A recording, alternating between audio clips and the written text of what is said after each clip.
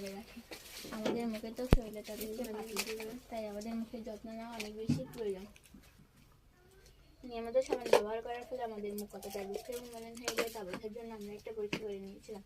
সাবানের পানি এবং ফুমকে ফুমকে কিন্তু আমাদের মুখে থেকে কিন্তু রুক্ষ হয়ে যাচ্ছে, তাই না? পুরো প্রথমে আমরা একটি পাত্রে সাবান পানির সাথে মিশিয়ে নিয়েছি, এর মধ্যে একটু ফোম ভিজিয়ে এটি শুকিয়ে নিয়েছি। ফোমটি শুকানোর পরে দেখুন কেমন রুক্ষ এবং মলিন হয়ে গেছে, তাই না?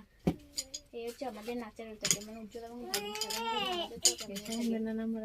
ডেড স্কিন সেলের কারণে ত্বকটা হারিয়ে যায়।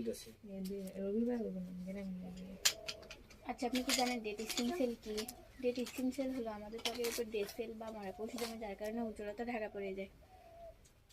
আর তার সাথে সাথে প্রতিদিন সূর্যের তাপ, ধুলো, ময়লা আরও মলিন হয়ে পড়ে।